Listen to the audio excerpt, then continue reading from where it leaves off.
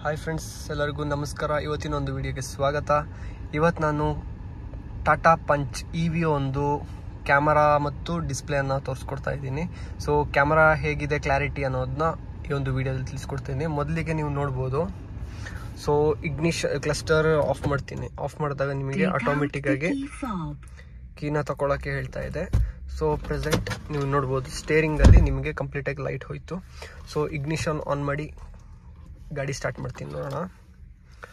So ನಿಮಗೆ ಟಾಟಾದ ಒಂದು logo ಒಂದು LED ಅಲ್ಲಿ ನಿಮಗೆ ಶೋ ಆಗುತ್ತೆ.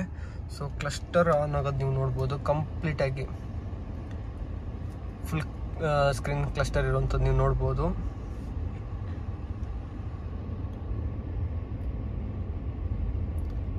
ಹೇಗಿದೆ ಅಂತ. ಇನ್ನು ನೀವು ಇಲ್ಲಿ ವಾಯ್ಸ್ ಜಾಸ್ತಿ ಕಮ್ಮಿ ಮಾಡ್ಕೊಳ್ಳೋಂಥ ಬಟನ್ ಆಗಿರ್ಬೋದು. ಸೊ ಇಲ್ಲಿ ಆಪ್ರೇಟ್ ಮಾಡೋಕ್ಕೂ ನೀವು ಇಲ್ಲೇ ಒತ್ತಬೇಕಾಗುತ್ತೆ, ನೋಡ್ಬೋದು.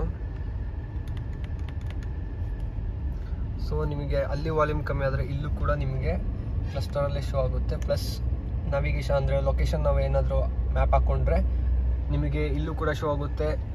ಇಲ್ಲೂ ಕೂಡ ನಿಮಗೆ ಒಂದು ಪಾರ್ಟಲ್ಲಿ ನಿಮಗೆ ಕಂಪ್ಲೀಟಾಗಿ ಲೊಕೇಶನ್ ಶೋ ಆಗುತ್ತೆ. ಸೊ ಸೈಡಿಗೆಲ್ಲ ನೋಡೋಂಥ ಅವಶ್ಯಕತೆ ಇರೋದಿಲ್ಲ, ಕ್ಲಸ್ಟರಲ್ಲೇ ನೋಡ್ಕೋಬೋದು. ಕ್ಲಸ್ಟರ್ ಡಿಸೈನ್ ಕೂಡ ನೀವು ನೋಡ್ಬೋದು ಎಷ್ಟು ಸಖತ್ತಾಗಿದೆ ಅಂತ.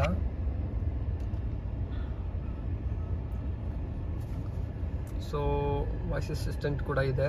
ಕಾಲ್ ಅಟೆಂಡ್ ಕಟ್ ಮಾಡೋ ಬಟನ್ ಕೂಡ ನಿಮಗಿದೆ, ನೋಡ್ಬೋದು. ಬ್ಲೂಟೂತ್ ಆಪ್ಷನ್ ಕೂಡ ಇಲ್ಲಿ ಸ್ಟೇರಿಂಗಲ್ಲಿದೆ. ಈ ಒಂದು ಸ್ಟೇರಿಂಗ್ ಇದೆಯಲ್ಲ, ಇದು ಪಕ್ಕಾ ಮ್ಯಾಚ್ ಆಗುತ್ತೆ ಪಂಚಿಗೆ. ತುಂಬಾ ಚೆನ್ನಾಗಿದೆ.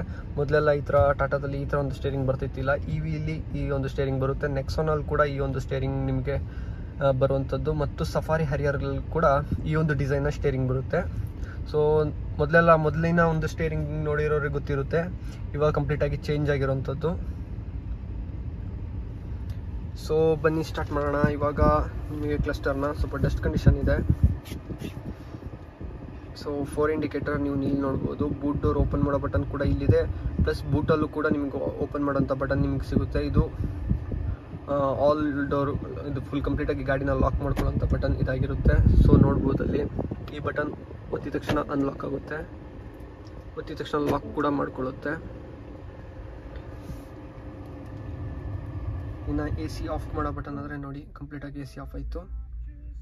ಇದು ಆಟೋ, ಇದು ಟೆಂಪ್ರೇಚರ್ ಜಾಸ್ತಿ ಕಮ್ಮಿ ಮಾಡ್ಕೊಳ್ಳೋಂಥದ್ದು. ಇದು ಎಷ್ಟು ಸ್ಪೀಡ್ ಬೇಕು ಬ್ಲೋವರ್. ಸೊ ಇದು ಕೂಡ AC ವೆಂಟಿಲೇಟೆಡ್ ಸೀಟ್ ನಿಮಗೆ ಕೊಟ್ಟಿರುವಂಥದ್ದು ಇಲ್ಲಿ.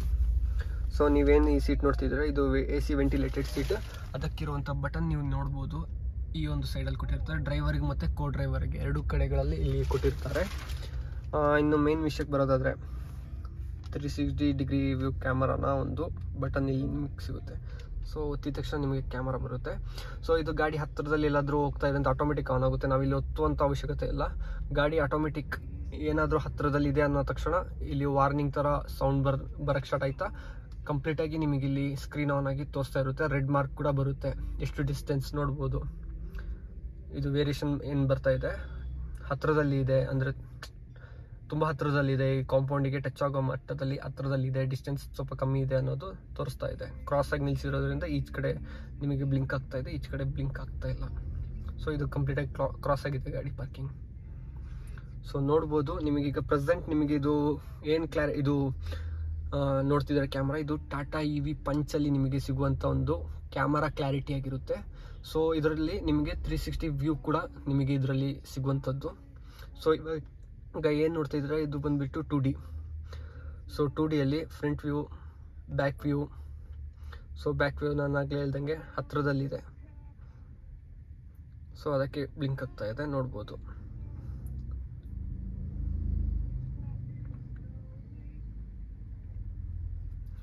ಸೊ ಫ್ರಂಟ್ ವ್ಯೂ, ಇದು ಸೈಡ್ ವ್ಯೂ.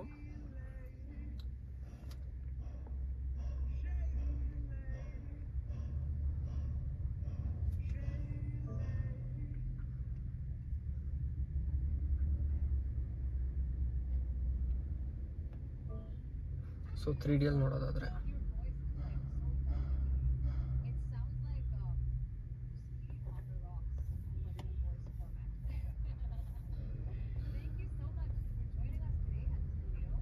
ನೋಡ್ಬೋದು.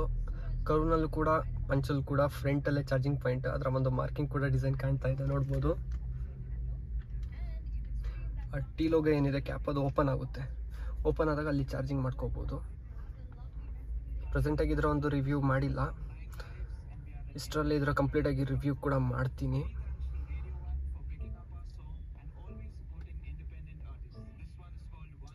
ನೋಡ್ಬೋದು ಯಾವ್ಯಾವ ಆ್ಯಂಗಲ್ ಬೇಕೋ ಅದನ್ನೆಲ್ಲ ಸೆಟ್ ಮಾಡ್ಕೋಬೋದು. ಸೊ ಫ್ರಂಟ್ 2 ಸೈಡ್ ವ್ಯೂ ನೀವು ನೋಡ್ಬೋದು ಎಷ್ಟು ಡಿಸ್ಟೆನ್ಸಲ್ಲಿ ಗಾಡಿ ಇದೆ ಅಂತ. ಇನ್ನು ರೇರ್ 2 ಸೈಡ್ ವ್ಯೂ.